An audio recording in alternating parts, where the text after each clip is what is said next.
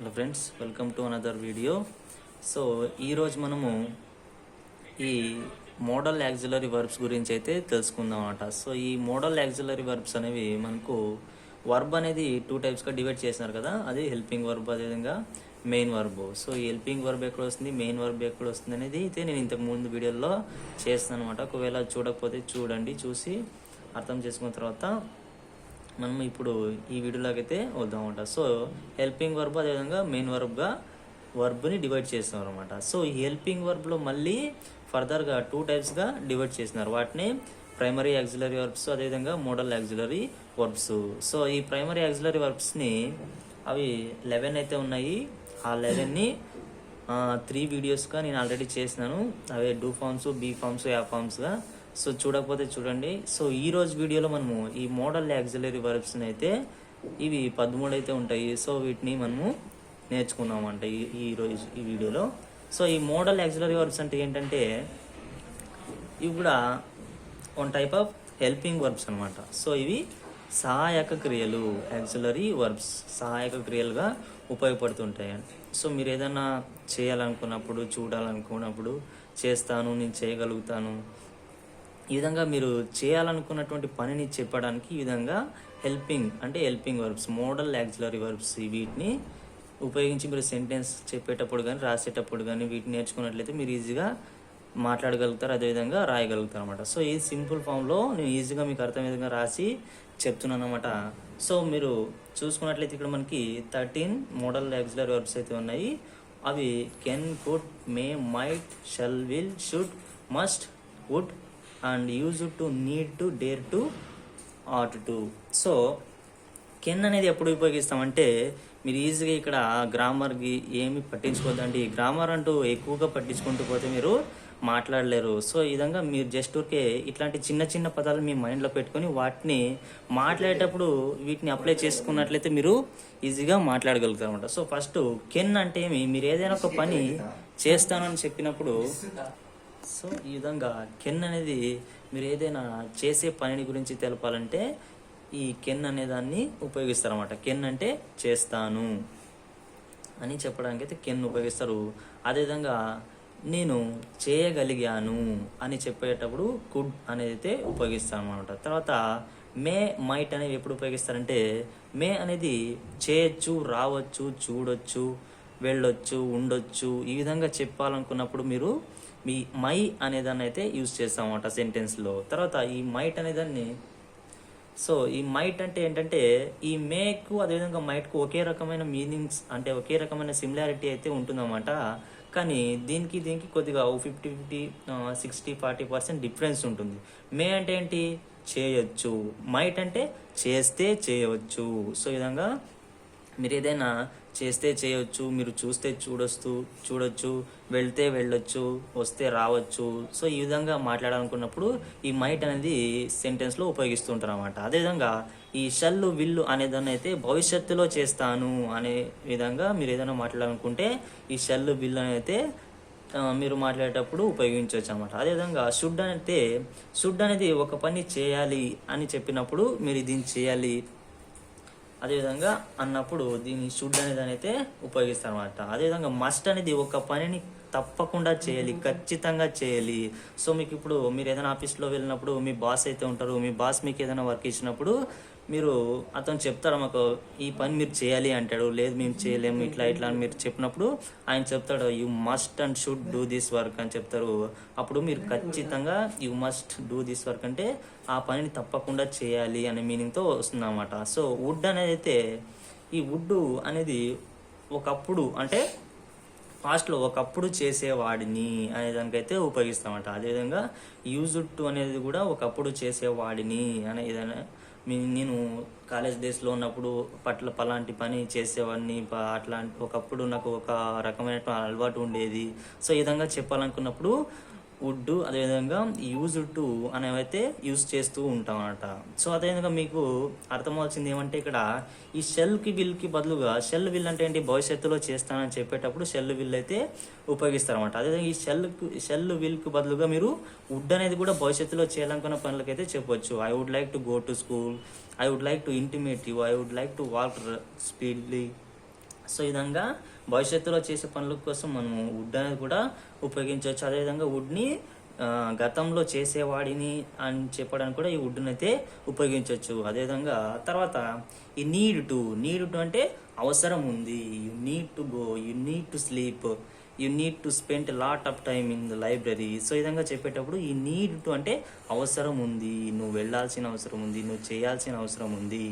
ఈ విధంగా చెప్పాలనుకున్నప్పుడు need to అనేది అయితే యూజ్ చేస్తాం అన్నమాట. అదేవిధంగా డేర్ టు అంటే ధైర్యం చేయాల్సి ఉందన్నమాట.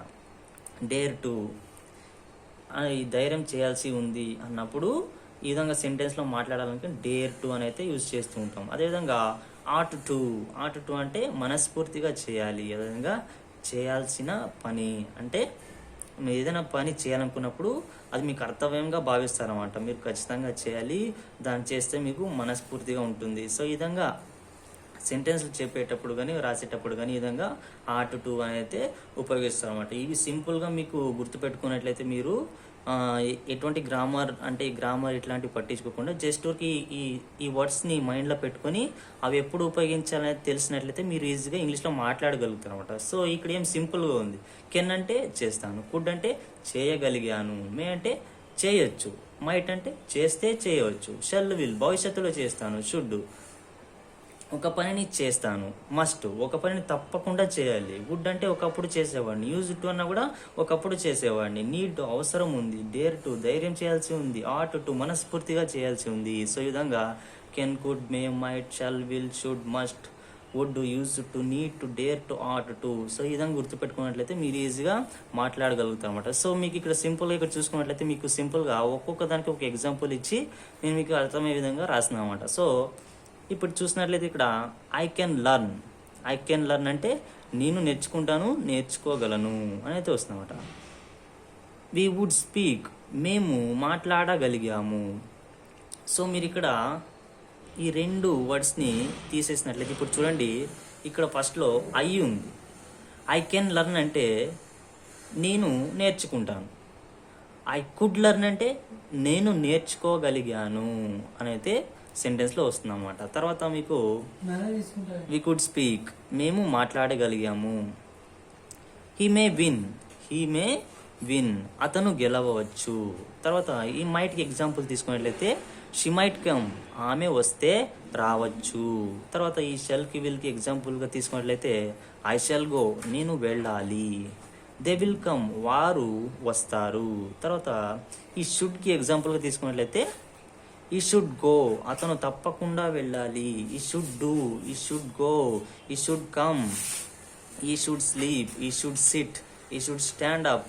సో ఈ విధంగా మనకి సెంటెన్స్లు అయితే చేంజ్ అవుతూ ఉంటాం అన్నమాట. మనం ఇక్కడ చేంజ్ చేయాల్సింది ఏంటంటే వర్బ్ని చేంజ్ చేసుకుంటూ పోయినట్లయితే అది సెంటెన్స్ మారిపోతుంది అన్నమాట. సో మీరు ఎప్పుడు ఇక్కడ ఖచ్చితంగా రాయాల్సింది ఏంటంటే ఈ విధంగా మోడల్ యాక్సిలరీ వర్బ్స్ రాసిన తర్వాత వచ్చేటువంటి వర్బ్ ఏదైతే ఉంటుందంటే అది ఖచ్చితంగా V1 ఫామ్లో వస్తుంది అన్నమాట. V1 ఫామ్లో ఇక్కడ చూసినట్లయితే learn, speak, win, come. So ఈ విధంగా మీరు చూసుకున్నట్లయితే అన్ని V1లే ఉన్నాయి అన్నమాట. సో ఈ విధంగా ఈ మోడల్ యాక్సిలరీ వర్బ్స్ ఉపయోగించేటప్పుడు మీరు ఖచ్చితంగా సెంటెన్స్లో V1 అయితే రాయాల్సి ఉంటుంది అనమాట. తర్వాత మస్ట్కి ఎగ్జాంపుల్గా తీసుకున్నట్లయితే వి మస్ట్ గో ఫాస్ట్ మనం తప్పకుండా తొందరగా వెళ్ళాలి. అదేవిధంగా వుడ్కి యూజ్డ్ టుకి మనం ఎగ్జాంపుల్గా తీసుకున్నట్లయితే వుడ్ యూజ్డ్ టు ఎప్పుడు ఒకప్పుడు చేసేవాడిని అని చెప్పినాం కదా, ఒకప్పుడు మీరు గతంలో చేసే అలవాట్ల గురించి తెలిపేయడానికి ఈ వుడ్ అదే విధంగా యూజ్డ్ టు యూజ్ చేస్తాం. అట్లా సెంటెన్స్లో చూసుకున్నట్లయితే he would watch movies in his college days అతను కాలేజ్ డేస్లో ఉన్నప్పుడు సినిమాలు బాగా చూసేవాడు అనే మీనింగ్తో వస్తుంది అన్నమాట. తర్వాత అదేవిధంగా ఈ యూజ్డ్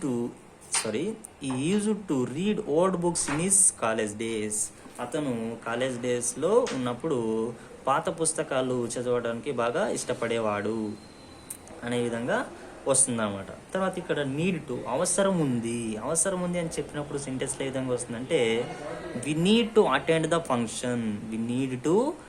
ద ఫంక్షన్ మేము ఫంక్షన్కి వెళ్ళాల్సిన అవసరం ఉంది. సో ఈ విధంగా సెంటెన్స్ వస్తుంది అన్నమాట. అదేవిధంగా తర్వాత చూసుకున్నట్లయితే ఇక్కడ డేర్ టు అంటే ధైర్యం చేయాల్సి ఉంది. సో ధైర్యం చేయాల్సి ఉంది అన్నప్పుడు సెంటెన్స్లో మనం ఏ విధంగా రాయొచ్చు అంటే he dare to sleep alone. అంటే ఇప్పుడు ఏదైనా ఒక భయంకరమైన ప్లేస్ ఉంది, ఒకే గదిలో ఉన్నాడు అనమాట. ఒకే గదిలో ఉన్నప్పుడు పడుకోవాలంటే ధైర్యం ఉండాలి. సో ఈ విధంగా ధైర్యం ఉండాలని చెప్పినప్పుడు ఈ డేర్స్ టు స్లీప్ అలోన్. ఇక్కడ ఎస్ ఎందుకు వచ్చింది అని మీరు అడగవచ్చు. సో మనకి ఈ కానీ ఈ షీ ఇట్ ఏమైనా వచ్చినప్పుడు మనకి ఎస్ అనేది యాడ్ అవుతుంది అనమాట. సో ఈ విధంగా ఈ డేర్స్ టు స్లీప్ అలోన్. అతను ఒంటరిగా నిద్రపోవడానికి అయితే అతను ఒంటరిగా నిద్రపోవడానికి ధైర్యం చేయగలడు అనే మీనింగ్తో వస్తుంది అనమాట. అదేవిధంగా ఆర్ట్ టు మనస్ఫూర్తిగా చేయాల్సి ఉంటుంది, మనం మన బాధ్యతగా చేయాలి అన్నప్పుడు ఈ విధంగా ఆర్ట్ టు అని అయితే సెంటెన్స్లో యూజ్ చేస్తామంట. వాటికి ఎగ్జాంపుల్గా తీసుకున్నట్లయితే we ought to love our parents. మనం మనస్ఫూర్తిగా మన తల్లిదండ్రుల్ని ప్రేమించాలి.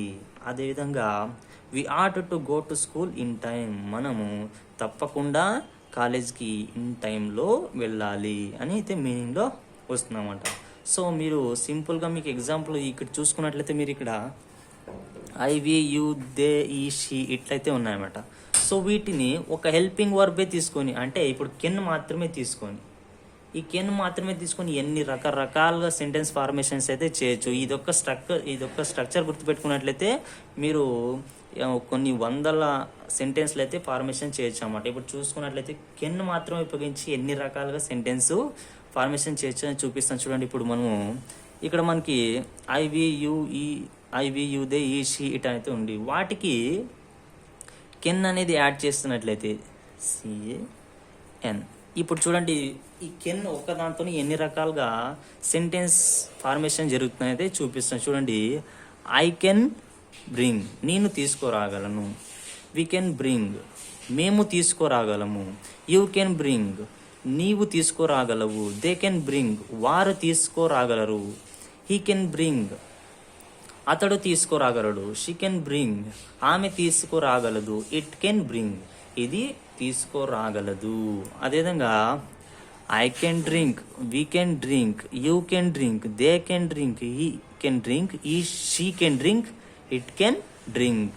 తర్వాత I can walk, we can walk, you can walk, they can walk, he can walk, she can walk, it can walk. So ఈ విధంగా కెన్ను మాత్రమే తీసుకుని డిఫరెంట్గా సెంటెన్స్ ఫార్మేషన్స్ అయితే జరుగుతాయి అన్నమాట. అదేవిధంగా కెన్ తర్వాత కుడ్ ఉంది కదా, ఈ విధంగా దీని తర్వాత కుడ్, అదేవిధంగా మే మైట్, ఈ విధంగా మీరు యాడ్ చేసుకుంటూ వాటిని సెంటెన్స్ ఫార్మేషన్ చేసుకుంటూ పోవడం. ఇప్పుడు చూడండి ఐ కుడ్ బ్రింగ్, నేను తీసుకురాగలిగాను.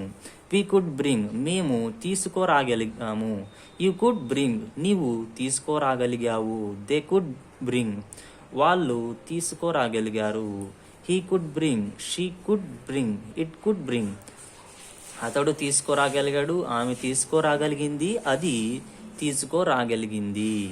అదేవిధంగా మీరు ఇట్లా యాడ్ చేసుకుంటూ పోయినట్లయితే ఈ మోడల్ యాక్సిలరీ వర్బ్స్ని ఇక్కడ రాసుకుంటూ సెంటెన్స్ ఫార్మేషన్ అనేది మీకు రకరకాలుగా ఒక వందల సెంటెన్స్లు అయితే వస్తుంటాయి అన్నమాట. సో ఈ విధంగా ఒక నోట్స్లో రాసుకొని వాటిని ప్రాక్టీస్ చేస్తున్నట్లయితే మీరు ఈజీగా ఇంగ్లీష్ మాట్లాడవచ్చు.